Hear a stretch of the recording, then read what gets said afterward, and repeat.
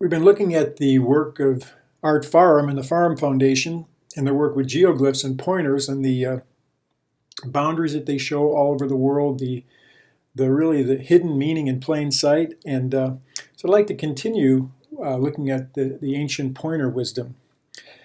So in a previous video I showed that as I was looking at the crowd gathered for the midsummer solstice sunrise at Stonehenge, a famous event, I noticed that there were some faces looking in the other direction. Got me to thinking, well, what if you continued the line of the sun through the heel stone? Like, where does that go? So I'd followed that on Google Earth. I took that bearing. And interestingly, from this major stone megalith in Stonehenge, it goes to Tiwanaku in Bolivia, which is another famous megalithic site. So, wow, that's kind of unbelievable. I thought, well, what about the Great Pyramid? You know, probably one of the most famous megalithic sites on the earth. Like, where does that go? So in this case, I followed the winter solstice angle. So I took the winter solstice angle through the Great Pyramid and used Google Earth to follow that bearing, you know, all the way to wherever, just kind of seeing where it would go. And unbelievably, it leads to Teotihuacan, like the Pyramid of the Sun, the Pyramid of the Moon, the famous Mexican pyramids. I thought, wow, look at these connections. You know, you've got the Great Pyramid connected to the Mexican pyramids, and then you've got Stonehenge, you know, connected to the Bolivian megaliths, and look at the pattern that's formed. It's the pattern of Orion. So Orion keeps popping up in all these megalithic connections. You know, they all think they're in the middle. Tiwanaku means stone in the center. Here's an article on Graham Hancock's site about how Stonehenge is in the womb. You know, it's in the middle. Brian Fagan says that Teotihuacan is the city at the center, and of course the Great Pyramid's in the center of the Earth's land surface.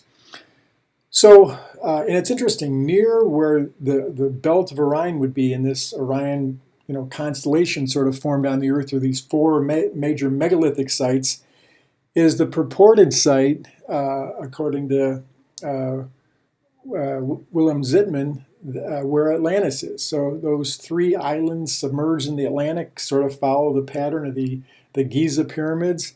And so that's supposedly Atlantis right near the center, which would be, you know, the Orion star point on this constellation formed by the major megaliths. Interesting. And of course, the Great Pyramid is the center of the Earth's land mass. So the Great Pyramid sort of centers this whole, you know, megalithic group. And I think it's implicit that in those that see, obviously, you know, a lot of archaeologists and Egyptologists do not accept that there's a connection between those megalithic sites, but I think many of us see that there is. You know, you can't deny it. And so the question is, how did these megalithic sites from different parts of the world, like, how are they connected? And I think implicitly we think, well, there was a grand, you know, civilization that had worldwide, you know, communal bearings. The people got along, and there was this single, you know, connection somehow. Well, I want to mention that I've been talking about Art Faram, and so I'll put details in the description of this video so you can follow his work about geoglyphs and stuff, which is really groundbreaking. You know, he talks in his books about how he's descended from Knights Templar, so he sort of got this in his blood, and he comes to some very interesting conclusions in his work. So we'll talk about that a little bit here. So, you know, we talked about the incredible Giza pointers, which point, if you take the diagonal of the Great Pyramid, it comes to this site that I've got pictured on the screen there. I found this sort of Nazca-like site in Patagonia down in Argentina. You can see I just highlighted the existing, you know, radials that are on the ground there. It's incredible that the Great Pyramid points to this. You know, it just seems incredible. So how is it, again, that these megalithic and geoglyphic sites are connected? Well, again, I think that we kind of assume or hope that there was this single unified, you know, world order in the past, highly skilled people and that kind of thing. Well, you know, is that true? Is that true? Well, to look at modern understanding of the world, you know, after the World War II, the Cold War paradigm is what geopolitical people use to understand the world. You're either, you know, for freedom or for state control, and that you could understand the world through the Cold War. But then after the collapse of the Soviet Union and whatnot, people were looking for a new understanding of how to understand the geopolitical world. So Samuel Huntington came up with probably what's been the most followed paradigm for understanding the post-Cold War world. And he says basically there are 9 civilization centers. You can see them pictured here. And Huntington said that all the major conflicts in our current world will come through the conflicts between these different groups. In other words, he didn't say this is going to lead to world harmony. We're going to have a one world government where everybody understands everybody, and we're going to go back to sort of that ancient megalithic communal past. No, the world's going to be defined by conflict.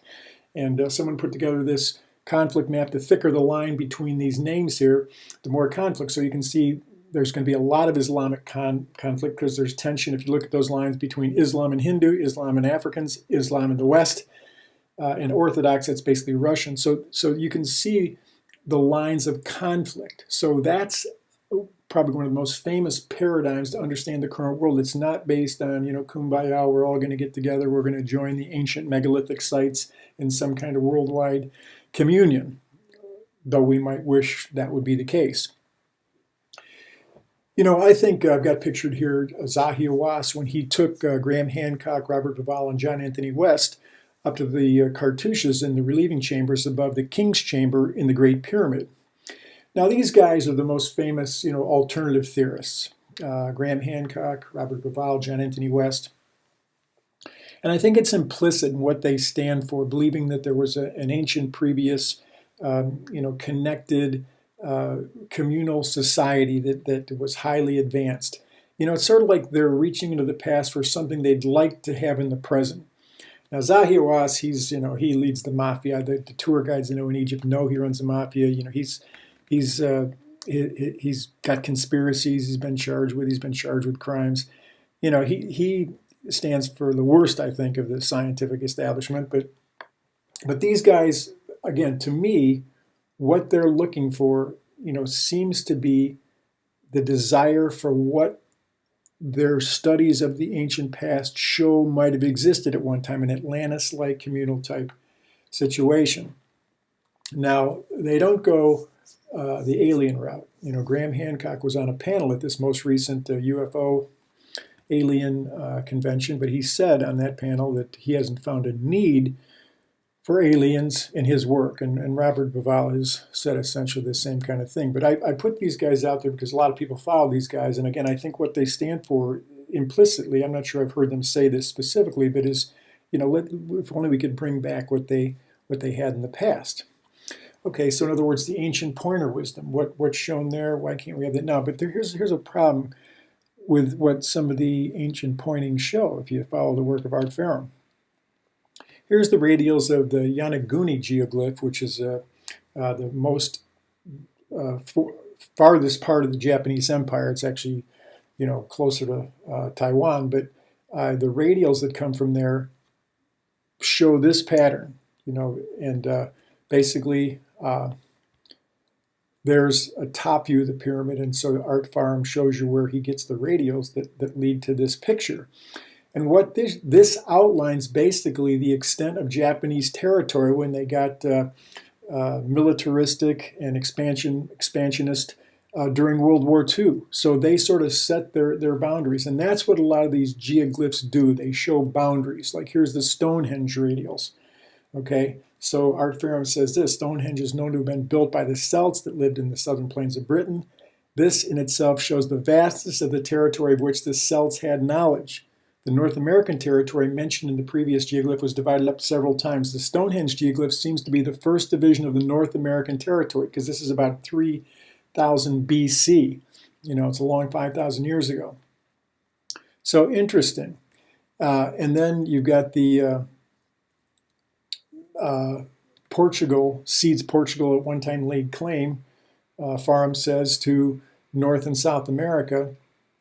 But since Portugal held claim to both North and South America and had surveying markers to prove it, it would follow that they ceded this land to the Templars. So in the radials shown in this picture, the Portuguese gave that to the Templars because of their assistance in Iberia when they helped push the Muslims out of that area of the world. Okay, so because the USA hadn't revealed in any public document that in 1362 they had been given the land west of the Mississippi by Portugal. So Faram claims this is true, and he shows the radials that the territory was reaffirmed by these geoglyphs that are in Tenerife. Okay, so again, what I'm saying here is these ancient megaliths, these pointers, indicate tension. When you say this is my territory and it's not yours, that leads to fights, not to unity. So again, the idea we got from the first connections we showed, the pointers, was that these megalithic sites are connected, and we get the idea connected in harmony.